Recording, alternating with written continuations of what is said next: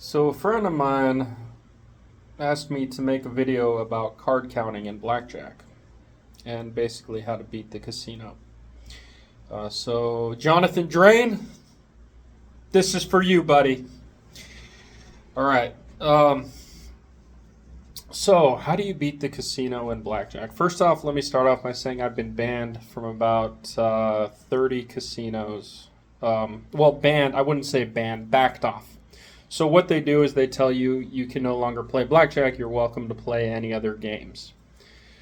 And then they don't take your ID or nothing. It's generally, non-confrontational and somewhat friendly.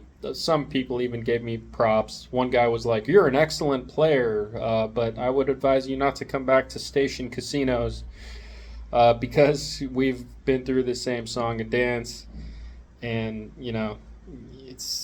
there's no point in trying to pull one over on us because you've been identified like several times." So, anyways, yeah. In case you're we're not in the 1920. In case you're wondering what happens, we're not in the 1920s anymore, where they take you in the back room and chop your fingers off and shit like that. It's fine for the most part. They just tell you you can't play blackjack, you can play any other game. So, anyway, let's get back on topic. How do you actually beat the casino? Well, the first thing you need to do is learn basic strategy.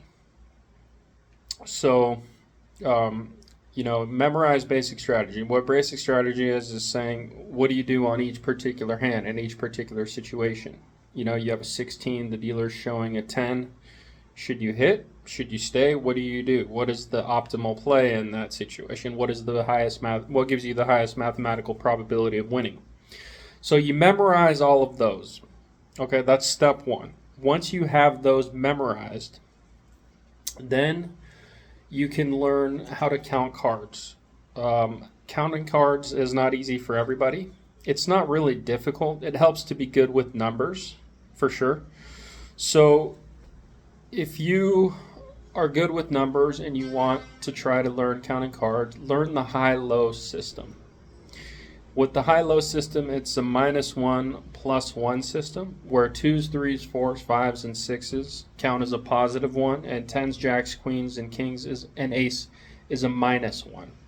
So every card that comes out of the deck, and 2s, 7s, 8s, and 9s are neutral. Sorry, I should have threw that in there. And every card that comes out of the deck, or decks, depending on how many decks the casino is using, you apply a value to that. So let's say they deal one hand and it's a pair of 2s and a pair of 4s. That would be +4. So when the deck is now +4, that's when you bet more than your minimum bet. If the deck is minus, you either don't want to play or play your minimum bet at all times. Okay, after you have that memorized, what you need to do is learn your deviations. So what I just said about basic strategy is true, but basic strategy will not apply when you know what is remaining in the deck. So let's say they're using double deck, 2 decks. In a 2-deck shoe, let's say the count is +4. So +4, and let's say you have a 12 against a 2. Basic strategy, you would hit the 12 against a 2. If you're not counting cards, you would hit a 12 against a 2 basic strategy.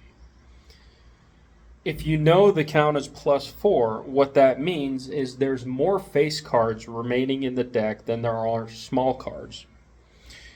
In such a case, you would stay on the 12 against a 2. Does that make sense? Because your chance of busting is now higher. You want the dealer to bust. So why would you take that? What's likely going to be a 10? So you have to alter your basic strategy according to what's remaining in the deck to increase your probability of winning. So you can learn these deviations online. Just Google it. That's step 3. First thing, you card count. First thing you learn basic strategy. Second thing you learn how to count cards. Third thing you need to learn the deviations.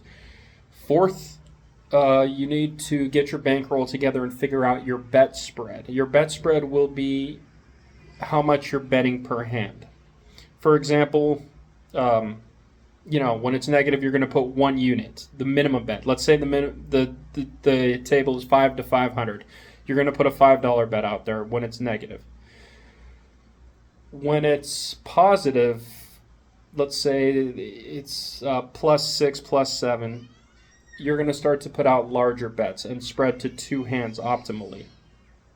Now, this is going to get you flagged in a lot of places. The pit bosses, a lot of them are stupid, but not all of them are, completely oblivious. I mean, they're gonna watch you, especially if you're buying in for a large amount. I would recommend, buying in at the craps table, and then play a couple rolls of craps, and then take your chips to the blackjack table. Better that way. Don't go to the blackjack table and buy in for 1,000. This is one of the mistakes I used to make. I would go to the blackjack table and buy in for 1,000, and the pit boss would be like, okay, well, he's watching the blackjack table, so now he's watching me immediately. But if you go from the craps table, sometimes you'll slide under the radar a little bit. What else can I tell you about learning how to count cards? Yeah, that's once you have those steps in order, and you figure out what kind of bet spread you're using, practice at home. Buy a software called CV Casino Verite or Verit, or I don't know how you pronounce it, but VERITE and CVCX. They're good blackjack software simulations. Download them, play them, try them, get familiar. It'll tell you when you're making an error. It's really, really valuable stuff. It's what elevated my game to the next level, and I became pro, and I went to Vegas and just crushed it. I'm feared in that town. There's casinos that probably remember me. I would imagine it's been a while, and I could go back and probably play again. I would imagine different shift or whatnot. But yeah, so it's possible to make money. You're not going to get rich. You're not going to get rich counting cards. The only way you could get rich counting cards is if you're willing to travel, and you're willing to hit every casino that offers 3 to 2 blackjack and has double or single deck, or you can count a 6 or 8 deck shoe. It's just going to take a lot more patience on your part, but it would take absolute dedication, and you need to, if you want to make, $500,000 playing blackjack, you would have to travel the world and hit all the casinos. You're not going to go to Vegas and make $500,000. As soon as you're up a few thousand, I got banned at places that I wasn't even winning. At Suncoast Casino, the pit boss, she was like, "You're too good, you're too good." And I was down $900, but she could tell. She was smart. She could see what I was doing. And variance is a bitch, and sometimes you're going to be down. But if you stick to the math will prevail in the long run always. But, Vegas is really sweaty. There's places that are going to ban you immediately when they watch what you're doing. And there's places where you'll get away with a little more. So just to let you know, you can make some money doing it, but you're not going to get rich unless you're willing to travel the world. So, if anyone's got any questions or whatnot, feel free to drop them in the comment, and I'll be happy to answer. But that's the basic card counting 101. So, there you go. How to beat the casino at blackjack.